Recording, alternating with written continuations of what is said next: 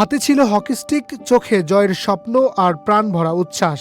ছোট ছোট শিক্ষার্থীদের প্রাণচঞ্চল অংশগ্রহণে উদ্বোধন হলো Ahmed Bawani academy school and college আন্তঃশ্রেণী বালিকা হকি টুর্নামেন্ট 2026।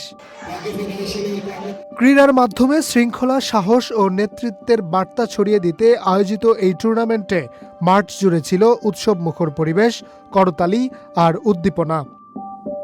12ই মে রাজধানীর Armanitola Ahmed Bawani academy school and college মাঠে স্কুলের ক্ষুদে শিক্ষার্থীদের অংশগ্রহণে হকি টুর্নামেন্টে পায়রা উড়িয়ে উদ্বোধন করেন প্রতিষ্ঠানটির অধ্যক্ষ সারোয়াত খানম।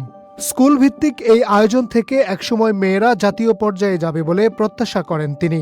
এই একটু একটু করে চলতে চলতে আমরা জাতীয় পর্যায়ে, আন্তর্জাতিক পর্যায়ে যাব, এই আত্মবিশ্বাস আমাদের আছে। ইনশাআল্লাহ হকির জগতে অনেক দূরে এগিয়ে যাবে আমাদের মেয়েরা। সবার জন্য অনেক দোয়া এবং শুভকামনা রইল। ধন্যবাদ। এক লাইটেই নিশ্চিন্তে চলে দিনের পর দিন। Walton emergency bulb, the best emergency bulb. অনুষ্ঠানে বিশেষ অতিথি হিসেবে উপস্থিত ছিলেন প্রতিষ্ঠানটির দিবা শাখার ইনচার্জ খান হাসান আয়ুব, ক্রীড়া শিক্ষক আসাদুল ইসলাম, হকি কোচ মাকসুদ আলম হাবুল সহ অন্যান্য অতিথিরা। খেলায় অংশগ্রহণ করেন প্রতিষ্ঠানটির শিক্ষার্থীদের হলুদ দল এবং সবুজ দল। নির্ধারিত সময়ে 3-2 গোলে সবুজ দলকে পরাজিত করে হলুদ দল। খেলায় ম্যান অব দ্য ম্যাচ নির্বাচিত হন হলুদ দলের ফারিনা আক্তার।